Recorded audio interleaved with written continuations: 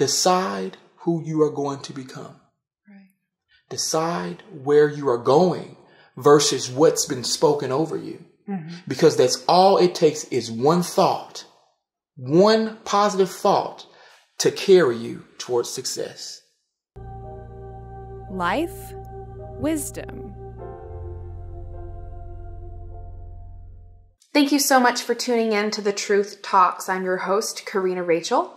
I'm joined today by Tyrone Obaseki, and our topic is life after foster care. Tyrone, thank you so much for joining me today. It's great to be here today. So, while you were in the foster care system as a child, you received several different mental health diagnoses. Absolutely. And now, despite all of those diagnoses, you have received your bachelor's, you've received a master's, you are a successful person. Can you talk to us a little bit about how you went from a situation where you'd received multiple mental health diagnoses to clearly being a successful business person? Yeah. It's all about not entertaining the lie. And previously I talked about never losing sight of your goals. Mm-hmm. That's what drove me to success. It's not about entertaining the thought of being schizophrenic. Because if I entertained that thought, perhaps I would have become what was spoken over me for years. Mm-hmm. But because I had faith and also the right people to speak things that be not as though they were, that's how I was able to overcome those labels. Mm-hmm. It's just something about young people in foster care. They kind of become what's been spoken over them because they don't know any better. Right. So today you see a product of my faith in God and not entertaining the lies that were spoken over me from day one. Right. Because you were very young when you started receiving these mental health diagnoses and started being given these medications. Right. Is that right? Yes. And that's all because there were a lot of people who were solely after residual income, solely after making money versus actually dealing with the issues. Mm-hmm. And so I actually tell young people all the time, I'm a clinician, they come in my office a lot, and I tell them, you have the freedom to choose where you're going from here. The slate has been wiped clean. You have a choice as to whether or not you're going to entertain what has been spoken over you, mm-hmm. or whether or not you're going to pursue those goals. A lot of times, our young people have low self-esteem, mm-hmm. and they run right into the trap mm-hmm. of society. Mm-hmm. And that's the belief that everybody has a mental illness, that everybody has a pill that they can take. And that's not true. Mm-hmm. So in a previous video, we kind of discussed that there's rampant use of these psychiatric medications in the foster care system, primarily to, you could say, handle unwanted behavior. Right. You talked about that they told you were too hyperactive, right. as if there are any 6-year-olds out there who you couldn't call hyperactive. But in the foster care system, there's people there ready to turn that into, income for themselves, right. and just give you medications instead of actually saying, well, how could I help this kid? How could I help him with, with whatever these issues are? And, and I think that's because group homes and child placement agencies, they received higher funding for children who had a higher level of care. Mm-hmm. And so what incentive was there to help young people deal with their issues? The greater the behavior, the less money. Wow. And so that's why you have a lot of young people with numerous labels because of the income. Mm-hmm. And so for every young person, I always tell them, decide who you are going to become. Right. Decide where you are going versus what's been spoken over you. Mm-hmm. Because that's all it takes is one thought, one positive thought to carry you towards success. That's awesome. And clearly your work as a motivational speaker, we can understand that as you're talking here now, it's incredibly motivating.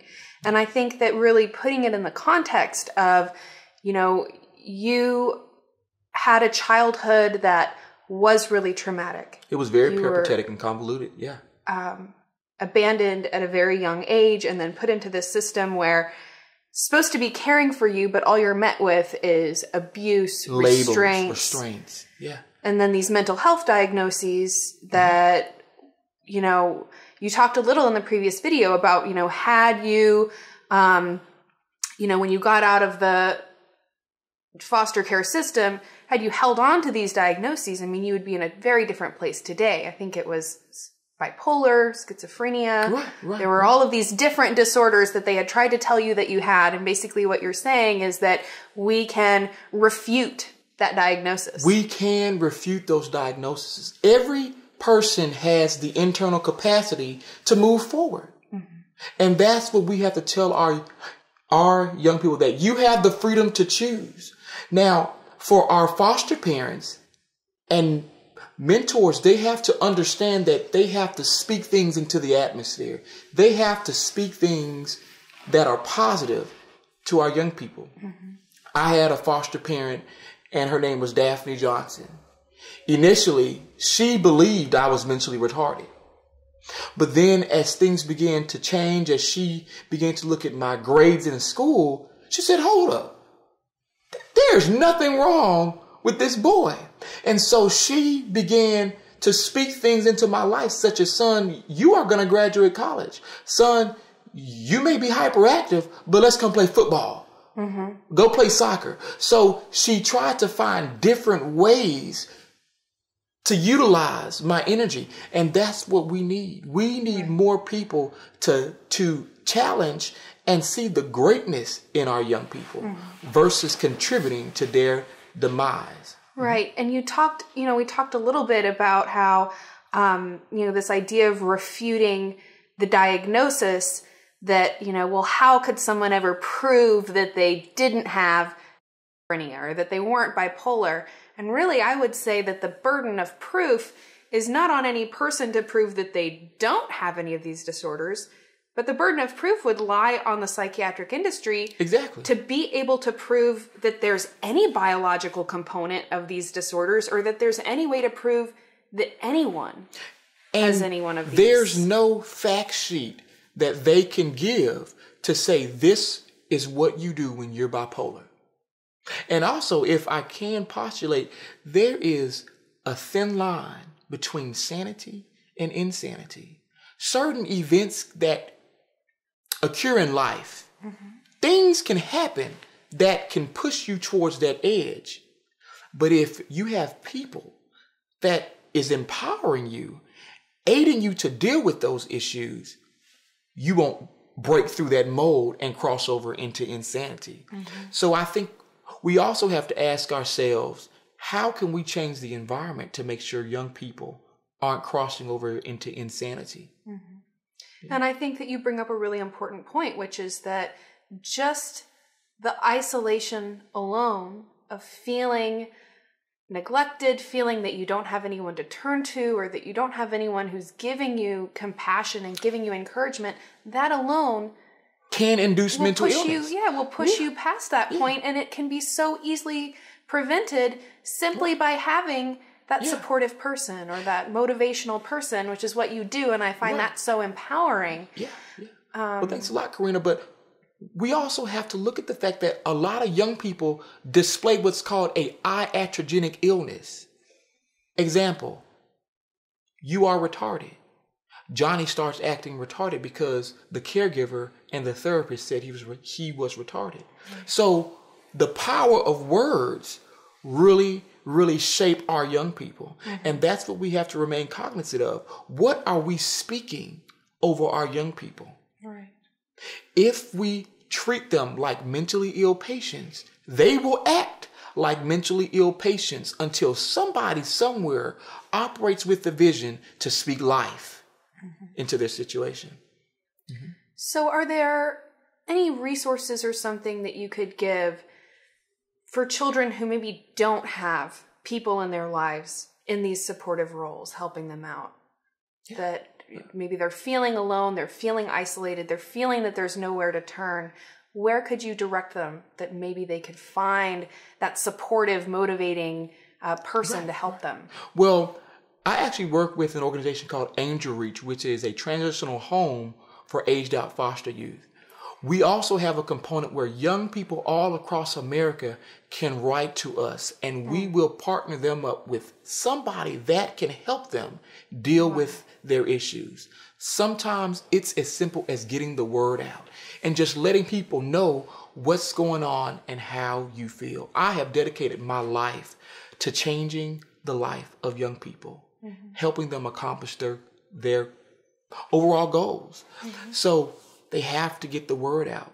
Also, I actually encourage all young people to write to their congresspeople, write to the legislators, write to their pastors. Find somebody that you can connect with that can help you deal with your issues. Right. So to know that they're not alone. You're not alone. That this traumatic and oftentimes abusive environment that the government may have been supplying to you, you know, these children who are in the foster care system, to know that they can reach out and that this is not what real life is like, that they're in a system that is abusive, that is traumatic, and that they can reach out to find support outside of the system. And in reaching out, it triggers something in them to help them recognize even more that they are bold, that they have the capacity to overcome all obstacles. I actually tell all young people to operate with the mentality of a champion. It doesn't matter what's before you. If you say that you are a champion, you will overcome it. Despite being labeled bipolar, you can make it. Despite being treated as if you were a vagrant, you can overcome it. Despite being labeled over-medicated, despite being labeled emotionally disturbed, you can make it. Right. And I love, you know, something I think that you said in the last video was that it just takes one positive thought or one hopeful thought that can tip the balance. It really can. The other way and kind of put you on that path towards your self-actualization and becoming the successful person that you really want to become. That's so true. And even when you find yourself at a low point in life, for instance, when I aged out of foster care, I was homeless and on the streets, catching buses, going to Kroger's, trying to go to work, and I didn't have anybody there. But I knew that I wanted to graduate college. That one thought carried me through homelessness. Wow. That one thought carried me through dealing with biological relatives who did not want to deal with me. So I encourage all young people to keep going. Don't let labels, don't let what people have spoken over you prevent you from accomplishing your goals. Right. Well, Tyrone, thank you so very much. And we, of course, will include the link to the Angel Reach website so that people can get a hold of you. Outstanding. Yeah. Thank you so much for your time. Thank you so today. much, Karina. Thank you for watching. I hope this video leaves you feeling hopeful and feeling motivated. I hope you will subscribe to our channel so you can see all of our future interviews. Thank you so much for watching, and I'll see you again next time.